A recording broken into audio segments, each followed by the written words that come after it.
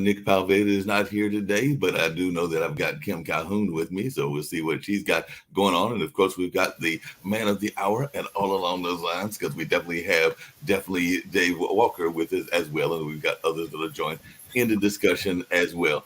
I know one of the things that Kim wanted me to ask you, Dave, is you have this wonderful and amazing book that talks about the economy of the U.S. and the economy to some degree of the world. But I think one of the things that folks have been asking us is, what exactly is the book about? What is the thoughts around the book, and why did you write the book? Because you had all this amazing history with being a comptroller general for both Bush and I believe Obama, if I'm remembering correctly and everything. So what was the reason that you got behind this book, and where are we as a economic power? Well, thank you, Mark. I appreciate it.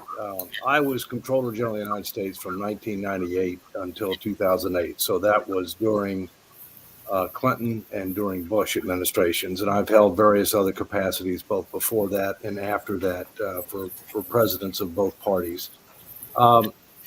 This was my fourth book. The title of the book is America in 2040, Still a Superpower, A Pathway to Success.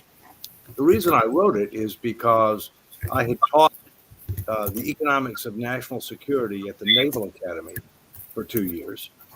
And that was good news and bad news. The good news is I could teach whatever I wanted as long as it related to the subject of the economics of national security, which is a pretty broad subject. The bad news was there was no textbook. So I basically had to put together the entire curriculum, the syllabus and all the materials and everything else from scratch, which I did.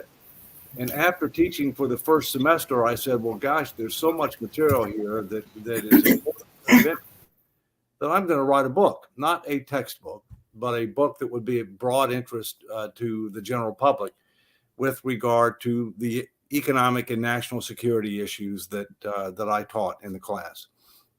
And basically what the book does is it starts out acknowledging that the United States is a superpower. And what does it take to be a superpower? Modern day, you have to have global economic power, global diplomatic influence, global military capability, and global cultural influence. Well, at the end of World War II, we were the only country that met all four of those.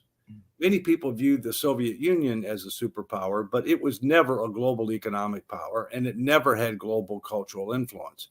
And obviously, the Soviet Union fell apart.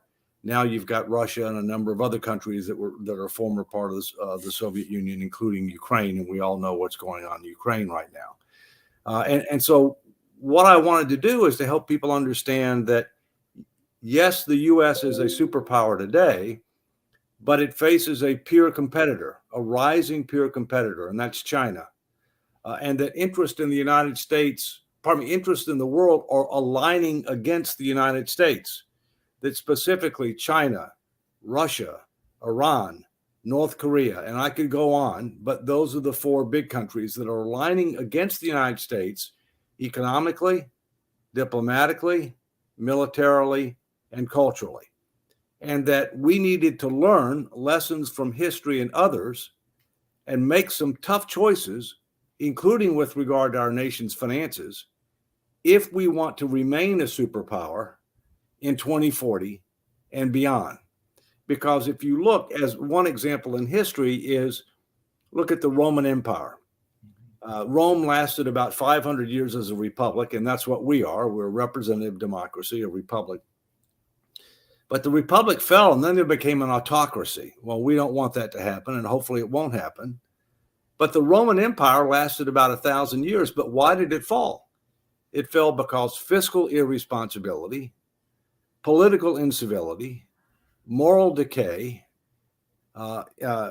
inability to control its borders, and overextended military. Does that sound familiar? Yes. We are on the same path. And then also some other lessons from history. George Washington, our first president, had 4 warnings when he left office for America. He said, we need to avoid excessive debt. We need to avoid foreign wars. We need to avoid regionalism. And we need to avoid factionalism, which is political parties, okay, partisanship. How are we doing on that? Not too well, okay? So I basically, in the book, It brought factual information about today, trends about tomorrow, historical information, as well. And then what I've said is, here's the kinds of things that we need to do, dealing with putting our finances in order, addressing our national security threats, addressing some other challenges, dealing with energy policy, immigration, healthcare, you go on, that we need to do in order to make sure that we will remain a superpower in 2040 and beyond. Because right now, while people don't want to hear it, we are a declining power. Yeah. We are a declining power. Now, we must, and I pray that we will do what's necessary in order to be able to make sure that we remain a major power in 2040 and beyond, and that the future is better than our past with regard to our kids and grandkids. Right now, that's not assured. And so I actually self-published this book, even though the other 3 books were published by major publishers. The one before this was a national bestseller. When you self-publish something, you're never going to be on any bestseller list. And I didn't, I'm not in this book selling business where I'm out hawking my books and whatever. I did it just to impart knowledge and information. I will say that I do have a major publisher who might be interested in buying the rights to the book now, and hopefully they will. And if they do, I'll update it, because it is more timely now than it was in 2020, and then the update in 2022. It's even more timely now, and we do have a major election coming up in 2024. But it's not just an issue for the U.S. It has global implications. Yeah, hey, Dave, just really quickly, 2 things that crossed my mind, and I'll bring the panel up, and I don't know if Kim's got questions as well, but you were talking about that. I was thinking about that alliance, the BRICS alliance, and it seems like that alliance, for some aspects, because I know they're meeting in South Africa and everything, is not as solid as some people think it is. So that was one of my questions, is that alliance a threat to us? And if so, why is it a threat? Because I've heard some people that are feeling that it is not as much of a threat as it was originally perceived to be and everything. But as an economist, I'd love to hear your thoughts about that. It's evolving, okay? And, I think one of the things you got to keep in mind that we really have to focus on is alternatives to the dollar. Mm-hmm. The U.S. is the world's largest global reserve currency. We have about 60% of global reserves for the dollar. But one of the objectives of the countries that are relying against us is to move away from the dollar. Mm-hmm. Now, my personal view is that, the U.S. dollar will always remain a reserve currency, but because we've abused our status as the world's largest reserve currency, because we're not putting our finances in order, because we have been too loose with regard to money supply, we're going to lose market share. And as you lose market share, it means you're going to have to pay higher interest rates to borrow. It means that you're going to have less of an advantage on trade, and you're going to have less of an ability to impose economic sanctions. That's a reality, all right? Part of the problem is that China thinks long term. China when they decide that they're going to do something, they have the ability to execute very quickly. Now, there are negatives. They're a totalitarian state. People don't have rights, and there are many negatives. We don't want to be like China. But one of the things they do have that we need is a plan. We need a plan that helps address the issues that I talked about: the economic, the national security, the diplomatic, the cultural, particularly the first 3.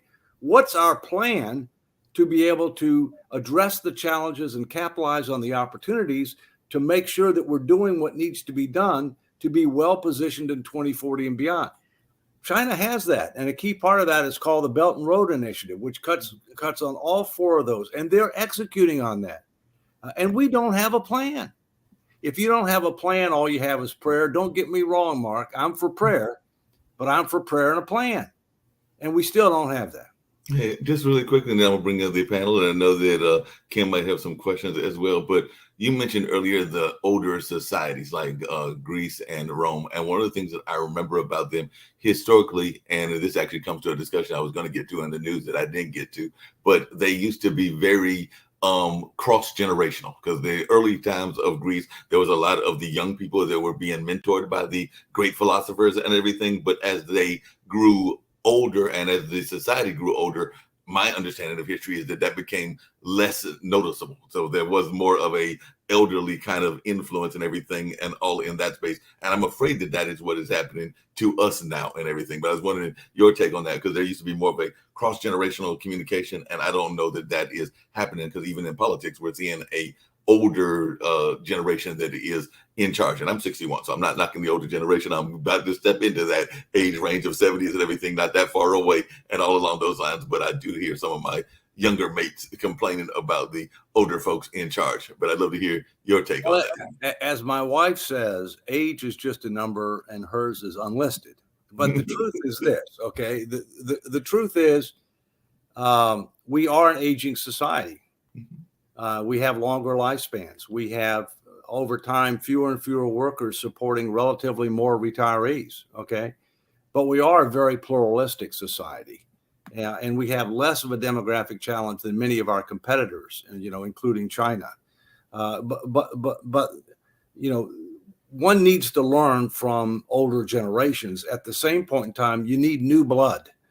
My personal view is that one of the things that the United States needs is it needs 12-year term limits on its senators and members of the House. And the reason being is that we have too many, quote unquote, career politicians that are in office. They may or may not have had a real job before they got elected, but once they get elected, they tend to stay there for a long, long time. Okay. In addition, as Reagan used to say, Washington, D.C. is an island surrounded by a sea of reality. And that's really true. I mean, they lose touch with reality. And now a lot of them don't want to do town hall meetings. We now have a republic, which, as you know, is a representative democracy, not a direct democracy, that is not representative of nor responsive to the general public. As I say, the wingnuts are in charge. The far right's in charge of one party. The far left's in charge of another party. The sensible center, which is a significant majority of the American people, which by the, of different political affiliations, Democrat, Republican, Independent. And by the way, in the U.S., 44% of registered voters are independent. Only 27% are Democrat. 25% are Republican. I'm an independent. One of the reasons that, No Labels, is of which I'm a national co-founder, is so engaged, in Washington and potentially in the 2024 election, is because our current political parties are not listening to the American people. They don't represent the significant majority of the American people who want problem solvers who can unify the country and can get things done. Yep, that makes a lot of sense. I'm going to bring in our other folks. I know Lee Newton Rhodes, who is actually also running as a political candidate, and all along those lines is here with us as well. And then, like I said, definitely we've got Sasha Starr here with us, and they might have some questions as well. And definitely, I always enjoy these conversations you have. And I know we've got Shaquille Latimer with us also, and Jacoby McDuffie out of my area of Durham, and all along those lines. But anybody that's got any other questions for Dave, the floor is open to me. I will just say very quickly that if Dave Walker won't hawk his book, I will. If you want to know anything about American politics, American finances and economics, this is the book to buy. I've loved reading it. I've only bookmarked the part of it where I don't completely agree with him, but everything else, which is the taxes bit, but everything else I think is fantastic. And I will suggest to you, Dave, I think we've got the name for the next book. Not just a prayer, but a prayer and a plan. I think that's a great name for a book. Look, I will say the United States is certainly facing challenges. You mentioned term limits. I think that you need political reform more than term limits. I think that term limits treats the symptom without treating the underlying cause. And that's, really got to do with how primaries are conducted and how the political system in the US actually operates. And insofar as reform is concerned with economics and everything else, as you rightly point out in your book, a lot of it has to do with spending. And a lot of it has to do with how do you actually get rich today? There was once upon a time, and I think the ideal that most of us strive for is that you can become wealthy by serving your fellow person, by providing them with a product or service that they actually want. But that's not really the reality today. If you really want to get rich, or if you really want to be a powerful company today, the best way to do that is to work out how to interact with government in such a way that you'll get special treatment. Maybe you'll get a sort of contract that nobody else can have, and nobody else can compete with, or maybe you'll get a direct payment or a subsidy to your industry that'll help you.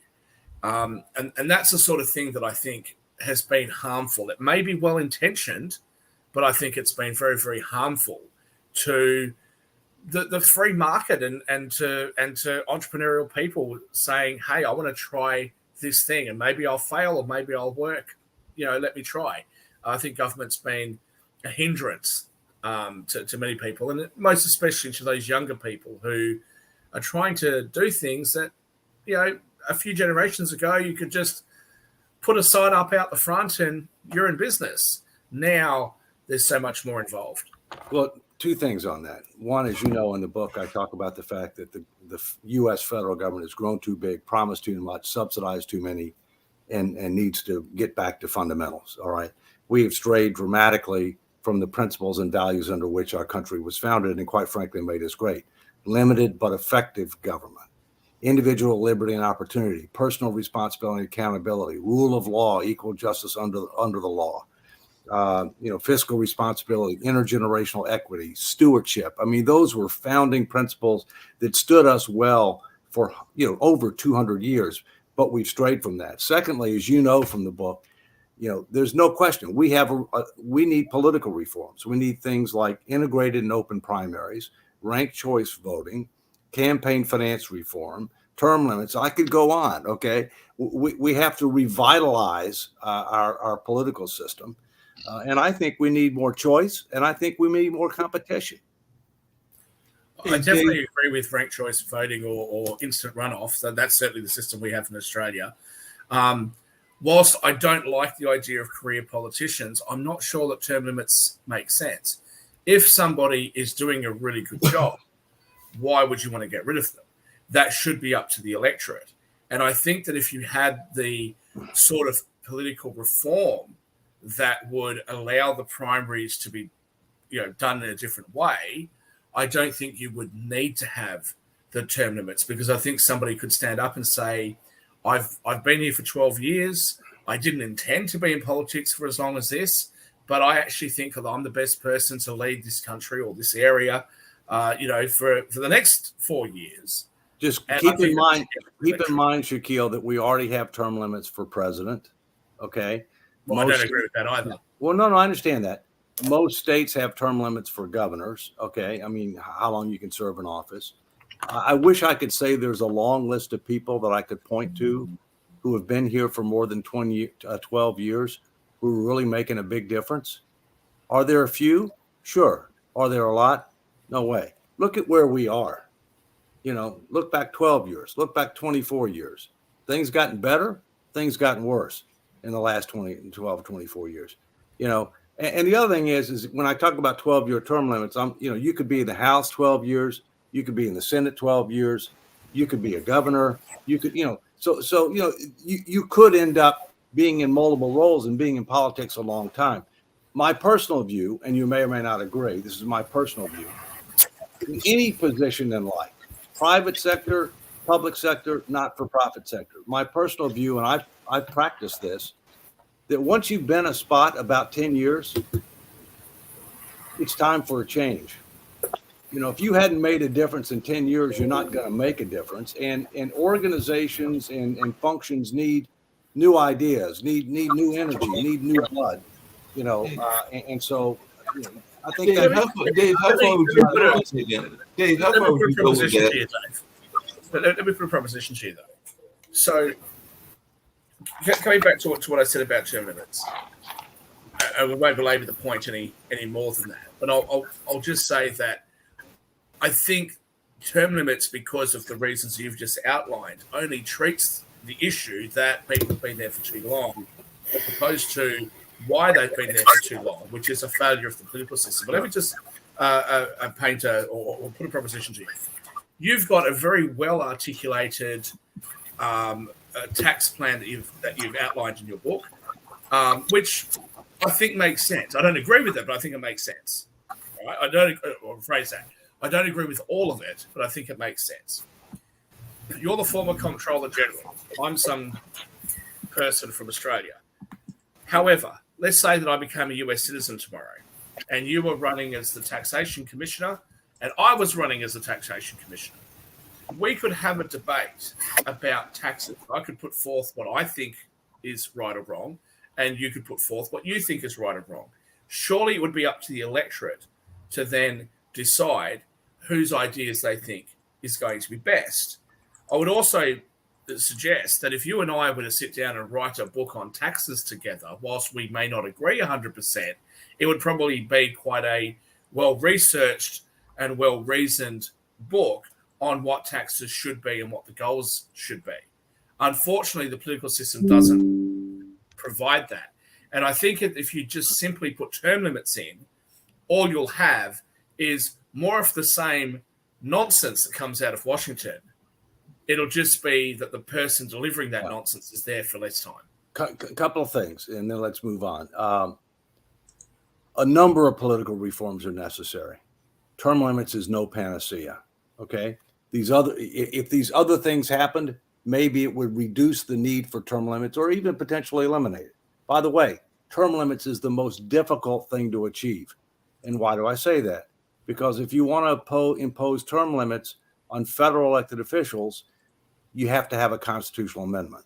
And the Congress is not going to do that. So you're going to have a convention of states to propose that amendment. We've never had one. I'm working to try to get one now for a fiscal responsibility amendment. If that succeeds, then maybe we get one for term limits or other issues down the road. Last thing is, our Internal Revenue Service commissioner is appointed by the president, confirmed by the Senate for a 5-year term. So they're not elected. Believe it or not, people wanted me to consider that job in the past, and I respectfully said no.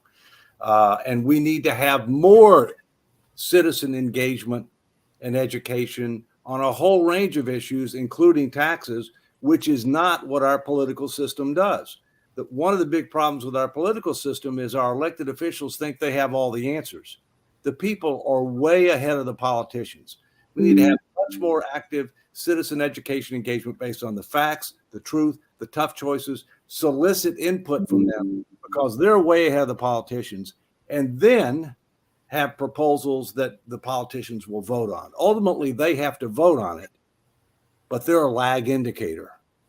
Hey, Dave, along those same lines, and I think Jacoby had a question for you as well, but sure. When you say the term limits, and then I'm going to get off this topic because I definitely think we got to get to some other things, but what is your thoughts about people that are career politicians, but they kind of like, you kind of alluded to it, they go from job to job. Like we have a gentleman, I won't name his name right now. Well, what the heck, I'll name it because he's actually running and he's making it public and everything. But Mike Woodard was in the city council. He was very active with our Duke University and everything. Then he went to federal level because he was a House of Representative, and now he's running for mayor. So if we're thinking term limits, would it eliminate some of that, or would it allow this shifting of politician jobs when we're thinking of a 12-year limit, or we'd be saying like 12 years, period, and that's any job that you have?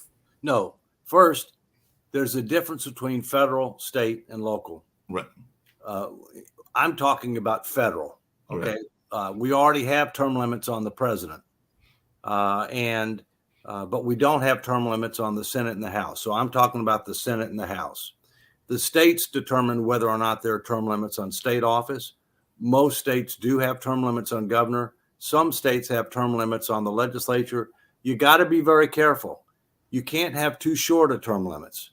California has too short of term limits, right? You need to have enough time where somebody figures out what's going on, can really make a difference, right? But not make it a career. You're less likely to have people that want to make it a career at the state level because in many states, it's a part-time job. It's not a full-time job. And in some states, they don't even meet but once every 2 years, like Texas, okay? Local would be, the local government to decide, the city charter, the county charter. They would have to decide that. So the local decides the local, state decides the state, federal decides the federal, but each one is independent. So you could have somebody be a mayor for X number of years, be a governor for X number of years, and then be, in the House for X number of years and be in the Senate for X number of years. And in effect, they've made a career out of it. All right. But the only way that realistically they're going to be able to do that is because they're generating results. Right. All right. And we don't have enough people generating results right now. So there's not going to be a lot of them, I can tell you. Understood. So, Dave, if you had the term limits that you're suggesting, either in the House or the Senate, so let's say he's been there for 12 years, and then they would like to be the president, they'd be exempt then from the term limits because they've now moved up to a presidential run. Is that the suggestion? No. The limit would only relate to the House and the Senate independently. Okay. So 12 years in the House, 12 years in the Senate. Okay. And president is totally separate. All right. So they could run for the presidency, or they could, they could be in the Senate or the House for a period of time, run for president, then come back. It's cumulative. All right. It's cumulative. Do you think that would, let's assume for a moment that it was voted on and passed. Do you think the Supreme Court might actually knock that down? Because in a free and liberal society and in an alleged representative democracy, you shouldn't be able to take away a person's right to actually run for a particular position. Yeah, the Supreme Court's job is to interpret the Constitution if it is ambiguous. Okay, but in this scenario that I'm talking about, it would not be ambiguous. It would be very, very clear. All right, and so the Supreme Court would have no basis to override it. Okay. Toby, you had a question. Term limits, yeah. Toby, you had a question. Well, not to. Well, I'll move off the actual term limits discussion since we've been there for a while, and move, I guess, towards I know you had mentioned the decay in morality. Where do you see that decay in morality? Because I was wondering where that discussion was going to take us, as well as the politics, the political discourse, and how politicians themselves feel safe and not actually having to deal with the community themselves because they're in a safe red or blue or whatever gerrymandered district, so they don't have to worry about actually talking to their community anymore. Well, it's actually even more than morality. Let me give you my theory. Okay, think of a pyramid. Okay, at the foundation is legality. In the middle is ethics, and on the top is morality, the pinnacle. All right, we have too many people that are crawling on the floor. They're just focusing on whether or not something is legal or not. They're not thinking about whether or not it is ethical, much less whether or not it is morally right. Okay? And so therefore, when I deal with people, if they tell me, well, it's not illegal, those aren't the kind of people I want to deal with. And by the way, many times those things are subject to interpretation about whether it's legal or not. Okay? We don't have enough ethics and integrity. That has nothing to do with the law. We don't have enough people that have the right kind of ethics and integrity, and we don't have enough people that have the right kind of moral values. Okay, you can look at society. I mean, look at how many single-family households we have. Look at how many divorces we have. Look at how many. I could go on and on and on. Okay, I mean, we're not to where Rome is. Where we're having public orgies and where we're having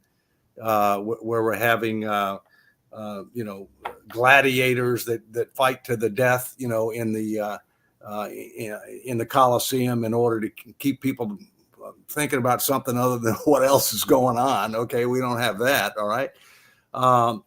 So that's where I'm coming from. I mean, and we have too much divisiveness. Now you touch back on a political reform. A vast majority of congressional seats in the House of Representatives are safe seats. 85 to 90% are safe seats, which means in a state that has a closed party primary system, which most do, not all. Fortunately, I live in Virginia. I'm an independent. I can vote whatever primary I want. I could just vote one, but I can vote whichever one I want. Okay. So I have maximum flexibility. But that's unusual. So that means that the election is basically decided in the primary. Most primaries are closed primaries, meaning you got to be a Democrat or Republican. Okay. The turnout in most primaries is very low. The people who disproportionately turn out in the primaries are the diehards, which tend to be the wingnuts. Okay. And so that's why when you look at Washington, you got at least 85 to 90% of the people that are up here that are part of that system. And they don't want to compromise. They consider the other side the enemy. All right. The margins in the House and the Senate right now, and have been for a while, are very close, which means that you don't want to let the majority party get a win. All right. Which means that every election is about control, which further exacerbates, treating the other side as an enemy, not wanting to associate with the other side. I told you, I'm one of the national co-founders of a group called, let me finish this, No Labels. Go to nolabels.org.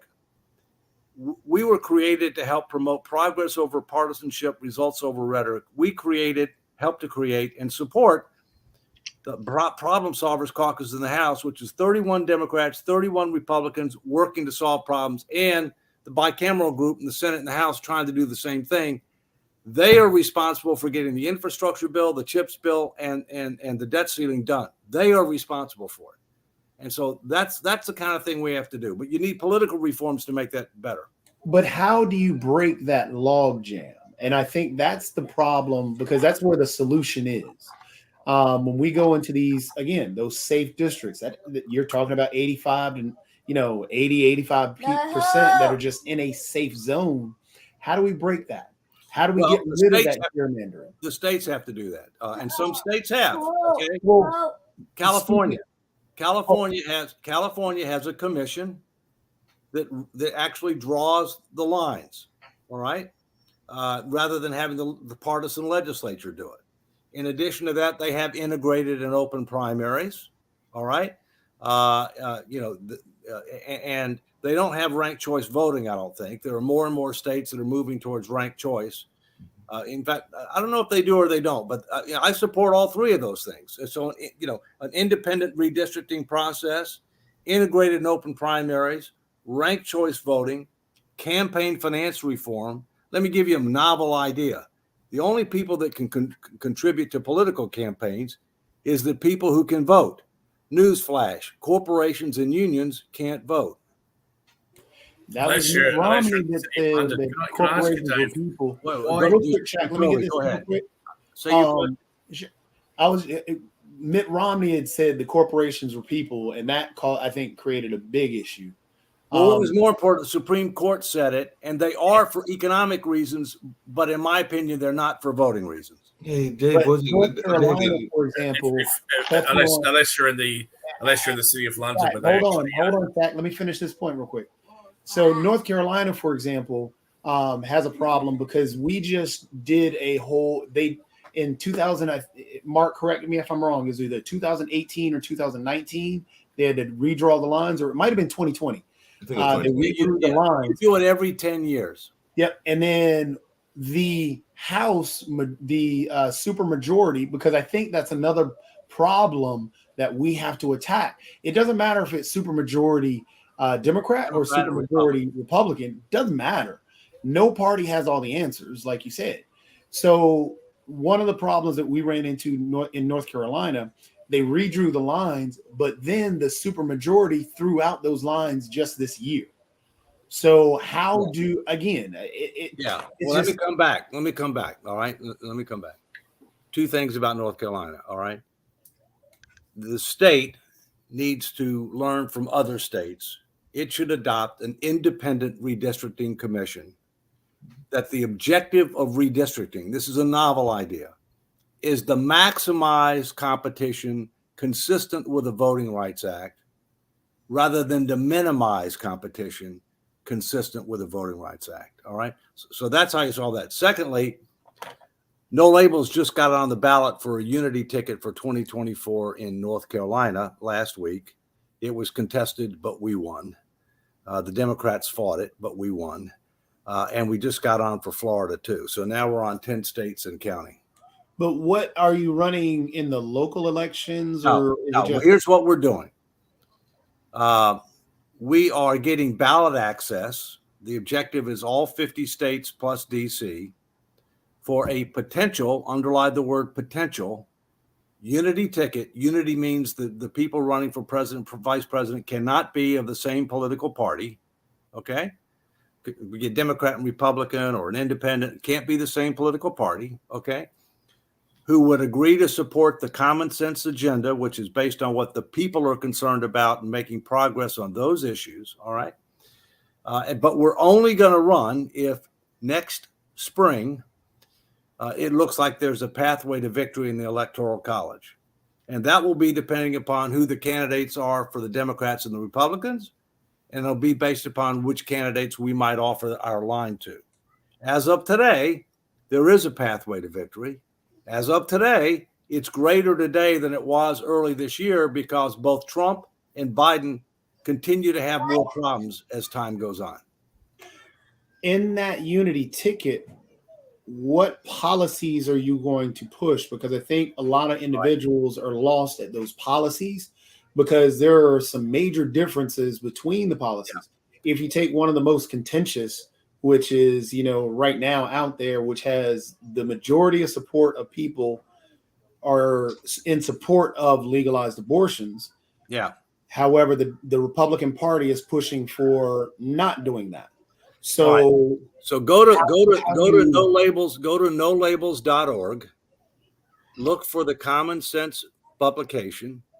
There are 30 issues that are top priority issues of the American people, and there are principles for how do you solve those issues. Abortion is one of them. The facts are a significant majority of Americans want abortions to be legal, safe, but a significant majority don't want them to be unlimited. And that in reality, a significant majority of Americans believe there ought to be a safe harbor, with the exception of the physical life of the mother. It could go beyond the safe harbor. A significant majority of Americans wants there to be like a 15-week safe harbor for whatever reason. Women will know whether they're pregnant by 15 weeks. Okay. But if there's a threat to the mother's physical life, then obviously you can go beyond that. But they don't want to support abortion for any reason up until the baby is born, because as you know, there are certain things that happen at the very last minute that are very inhumane. There was no actual push for that was always a talking point. But I know. Yeah. So my point is, go to that, because here's the bottom line. The two political parties don't represent the common sense majority. And what we're about is the common sense majority. We don't care if you're a Democrat, Republican, or independent. I happen to be an independent. I'm right of center on most issues. I'm center on some issues. But, we want results. Shaquille, you had your hand up. Well, I'll just say you made the comment about corporations not being people. I just made the joke, unless you're in the city of London, where apparently corporations have the right to vote. I do want to just ask you the question, Dave, in relation, or for the purposes of our international audience. Most Western countries have preferential or ranked choice voting, or instant runoff voting, if whatever term you want to use. Could you just explain why the United States doesn't have it? Why is there any opposition to that? And the second thing, which has just been brought up about abortion, but just as a more general point, how would you legislate that? And if I just use the example of abortion, let's say, because I think most people, as you've rightly pointed out, would agree that if the life of the mother or the child is at risk, then abortion should be allowed. But the question is, how does that get enforced? How would a doctor prove to a bunch of lawyers that the life of the mother was at risk? Some Republicans have said, well, we'll make an exception in the case of rape. So what would the woman have to do if she's accused of not being raped? Would she have to prove beyond a reasonable doubt that she was? Or face the consequence of having an abortion. And I think that really is the issue with the moral arguments that you brought up before. Well, how do you legislate morality? Well, first, rape, incest, life of the mother tend to be the three exceptions that people talk about. Okay, but let me go back to what I said before. 15-week safe harbor. You don't need to get into the rape or the incest or the life of the mother.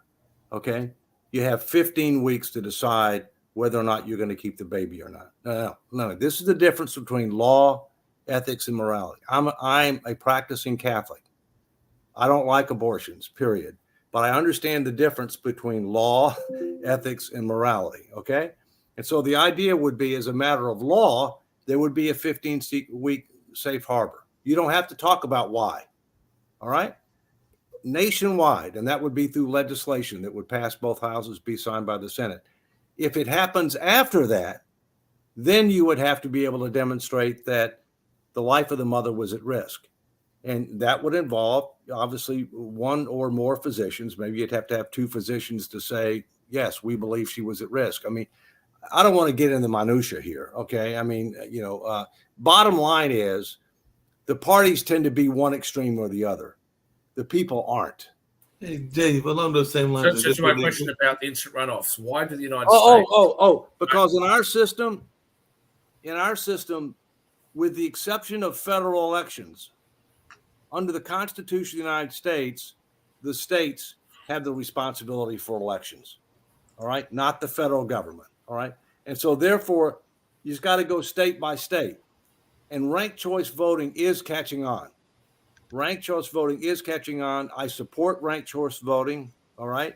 And you're going to see more and more of it, because I do think the pros far outweigh the cons. Hey, Dave, just really quickly, because you kind of mentioned it earlier, and I know it's less of an economical issue, but I was just wondering from a political standpoint, because when I was in school at Marquette, a Catholic university, a nice Jesuit university, and all along those lines, we definitely were required to take ethics and religion. I almost have joked to you a couple of times that I felt it was a second minor. So is that something that you would like to see maybe our school systems and other people encourage? Because I don't know that ethics is even being taught in school the way it was in the 80s when I was in school and all along those lines. I was just wondering your take on that. Well, I would say that there are two things that need to be taught as a condition of graduating from high school. Mm-hmm. Financial literacy and civic responsibility. Mm-hmm. Right now, financial literacy is only required in 15 of 50 states. So we got a long way to go. Civic responsibility, I don't know what the numbers are for that. I do think that ethics, okay, and you don't teach, morality is something you might get at a Catholic university or whatever, but ethics is non-denominational, right? And so I think that ethics is something that is appropriate to be taught at the collegiate level. Okay. The problem is we got too many things that already need to be taught. They're not even talking reading, writing, and arithmetic enough, I mean, in the K through 12. So there's a limit as to how much we can teach them. If they could get it into the curriculum and the number of days, I'm all for it. But I think realistically, the first two things are the things that need to be mandatory, and ethics should be required to graduate from a degree in college. Yeah, I can definitely see that. Hey, Dave, just really quickly, and I think that Sasha and Lee may have questions for you as well, but I'm a big fan of small business and definitely a big fan of the support of small business. Do you think we are given the SBA and small business in general enough to support, or is that something that even in your economic plan you are thinking that we could do better? Because I know there was a number of plans even around buy local and everything, and I don't know that they are as active as they used to be. But I would love to hear your take on how we are doing with small business. The economy in the United States is driven by small business. A lot of innovation is driven by small business. The government has grown too big, regulated too much, and all too frequently its policies favor big business rather than small business. So there's much work to be done there. Yeah, definitely agree. Lee, any questions and everything? And by the way, Yeah, I just had a question of Dave. In the CBO office in 2022, all $500 billion was allocated for unfunded programs that have expired through sunset provisions. Why is that happening? You're talking about having an orgy in Washington. This, to me, is an orgy. Because Congress isn't doing its job and because there's no enforcement mechanism. You know, you got to keep in mind, three things have to happen in order for any system to be successful and sustainable. You got to have properly designed incentives that encourage people to do the wrong thing, encourage people to do the right thing, discourage people from doing the wrong thing. Adequate transparency to provide reasonable assurance they will, and appropriate accountability if they don't. The problem here is that there's no accountability mechanism. If you don't do it, what are the consequences? In theory, it should automatically mean that funds don't go, and it's a violation of the Anti-Deficiency Act, you know, if you end up spending any money on something. But they haven't done that. And Congress is not reauthorizing programs on the cycle that they should. I mean, frankly, this is a bigger problem because a lot of these programs just flat don't work. They shouldn't be authorized. Okay. I mean, you know, they shouldn't be reauthorized. And that's one of my problems. My problem is in Washington, it's get the money, spend the money. Get the money, spend the money. Make sure you spend it all because you may not get it. You may not get enough next year if you don't spend it all. All right. It doesn't focus on results enough. All right. In other words, why do we have this program? Why do we have this tax policy? Why do we have this subsidy? All right. What are we expecting to get from it? Are we getting it? All right. If we're getting it, then maybe it makes sense. Maybe you keep it. If we're not getting it, then get rid of it. All right. That's how you do things. That's not how Washington works. That's how it needs to work. Agreed. Thank you. Oh, I have a question. Yes, sir. Of course, you know that I'm doing Ukrainian. Yes, show. I do. Yeah, and this is a big part of what I'm doing these days. And I would like to understand the nature of the discussions of Republicans in the House, primarily. Some of them are saying that or especially Trump supporters, that any help to Ukraine has to stop, and it just doesn't make any sense for various reasons. Yet majority of Republicans are, for example, they are so adamant of increasing help to Ukraine, and their majority, that they are going as far as not approving Biden's latest $24 billion proposal without putting there the F-16 fighters and ATACMS missiles. How these two positions can coexist in the same party? Well, you're assuming they're logical, Sasha, you know, and you assume that they all right. So that's let me disabuse you of that, okay? Okay, trying. Well, let me talk to you about something that I've got an op-ed that's probably going to be published any day that touches a little bit on this. So I do them pretty frequently, all right? And the subject is our supplemental budget request. President Biden has requested $40+ billion for three things. Number one, additional funds for disaster relief. And we all know what's happened in Maui recently, what's happening now in Southern California, well, you know, what's happened in other places. That's legit. We need that, all right? The second thing is Ukraine, and I'm going to come back to Ukraine, all right? The third thing is the border, what's going on down at the border. With regard to Ukraine, you know, I think we didn't do the right kind of things we should have done to help prevent the invasion of Ukraine, all right? One of which was we did nothing in 2014, even though we had the Budapest Agreement. We did nothing, okay? Some of the statements of the president, you know, not providing the right kind of funding and weapon systems and support early enough, lots of things we didn't do.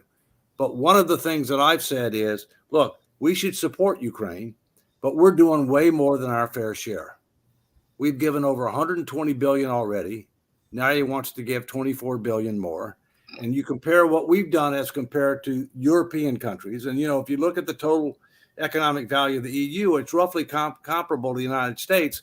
We've done way more, multiple times what they've done. And for years, what's happening is the Europeans have treated us as Uncle Sugar. Don't worry, the U.S. will do it. We don't have to do it.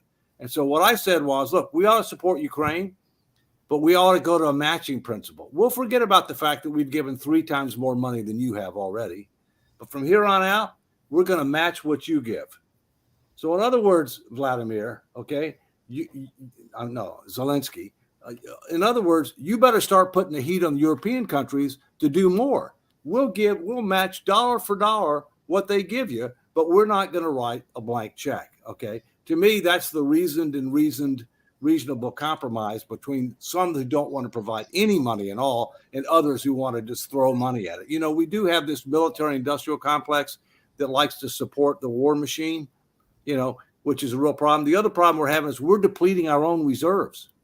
That's a problem because we got other parts of the world that we got to worry about. Okay. And, you know, that could inflame at any time. And other people aren't well positioned to do anything about it as we are. The last thing is on the border. They want money for border security. Our border is not secure. And so my comeback on that is that, yeah, no problem. You want to use it for border security? Fine. But what they've been using the money for is to process illegal immigrants and distribute them throughout the United States, which is causing huge problems in the United States. And so, you know, my position on that is, yeah, for border security, but not a dime for continuing the current policy. The other thing is we've got a problem here that others may have, but ours is worse. There's something called cartels in Mexico, drug cartels that are engaged in trafficking drugs and humans across the U.S. border. And I think we're at the point now where we're going to have to declare them as terrorist organizations. And if Mexico doesn't do what they need to do to neutralize them, we need to do what needs to be done to neutralize them. David, with Ukraine, there's another question Ukraine, must sure. ask you, Go. because your opinion is very interesting to me. Don't you think that the fact that Ukraine is successfully so far, with a great help from the West and specifically United States, it's fighting a huge country, number 1 or 2 nuclear power. Now, is it time now that U.S. have to rethink its military doctrine? Because before it used to be believed that the nuclear umbrella covers everything, including the United States, Western Europe. You don't have to worry about anything at all once you have that. But now it appears that because no one in his right mind can use actually that nuclear weapons, then the conventional weapons are playing bigger and bigger role. Yeah. Thank God, U.S. has a great advantage in this respect, but maybe they have to put even more attention to produce better weapons, more weapons. I'm talking about conventional weapons. Yeah, the answer is yes. And the other thing that we have to do is we have to do a lot more in the area of unmanned vehicles, above in the air, on the ground, and underwater, and we are. Excellent. Toby, yeah. So on the border, you just said that there's so many problems with that we send money down to process undocumented individuals, and then we send them across the U.S., and that's causing us so many problems. Yep. From what I've read, the undocumented individuals have increased, have added to our economy a tremendous amount. I think it was $1 trillion or something in terms of dollar, or they have. However, I'll pull up the information. But at what problems are you speaking about? Right. Well, first, we're supposed to have in this country something called the rule of law and equal justice under the law. We don't have that. People that come through the normal port of entries, people who apply for asylum based upon what asylum was intended to be, which is political asylum, not because we have more economic opportunity here, okay? People that are just coming on over the border for whatever reason, that we are processing and releasing, and then saying, come to court in 8 years. Yeah, right. Okay. and then we'll decide whether or not you can stay or not. And by the way, you can't work for the first 5 months, even if you come in. Oh, and by the way, under U.S. law, if you're an illegal immigrant, you're not supposed to be able to work at all. All right. So here's what I'm saying. What I'm saying is, look, our immigration system is broken. We need more immigrants, but we need to separate between temporary work permits. There's a lot of things that we need that are seasonal, all right, because of agriculture and things of that nature. And we need to separate between that. We need to separate between green cards, where you're in and you can stay indefinitely, legally, all right, work, contribute to society, etc., and citizenship, all right? This is another example where the parties are far apart. One party wants to dramatically reduce immigration, okay? The other party wants to let everybody in and give them give them a pathway to citizenship, all right? So look at the no labels thing again, which is a reasoned and reasonable approach to this. Border security, take care of the dreamers, different pathways to come in and for different statuses. The other thing that we need to do is we need to learn from other countries like Canada and other countries where they actually consider the individual's skills and ability to support themselves, as to whether they let people in or not. But we're getting close to the end, so let's make it quick. Yeah. Let me just ask a very quick question here. So I'm an Australian and a British person, but let's just talk about Australia. So the United States has an economy which is, 18 times bigger than than Australia has. So can I apply then for economic asylum in the US because my financial... The answer is no. Well, why not? Because I don't come from a third world country. What I'm telling you is we need to get back to what asylum was supposed to be. It's a facetious point. I know it is. But here's the question I really have. If the argument is to be believed on its face that immigration to the United States, illegal or otherwise, is a good idea, why limit it to just the immigration which is coming south of your border from countries which are geographically close to you? Yeah. Why not open your borders to everybody if immigration is such a great idea? I mean, Australia has got the same issue with the people that are coming close to us. I'm for legal immigration. I'm adamantly against illegal immigration. Okay. I'm for, immigration reform, all right, which would have no borders, all right, where we're differentiating between, based on skills and knowledge and things of that nature, okay? But what we're doing on the southern border right now just encourages more people to come. Keep in mind, when they come here, if they go to a sanctuary city or a sanctuary state, they're guaranteed housing, they're guaranteed food, they're guaranteed education, they're guaranteed a cell phone. Now, what do you think that does as far as encouraging or discouraging more illegal immigration? Well, yeah, but it hurts. It actually hurts people like my family, for example, who have tried to immigrate to the United States from Fiji or from India or from wherever. Right. You take take skills, who then are pushed back in the slot because people have jumped. We're in agreement.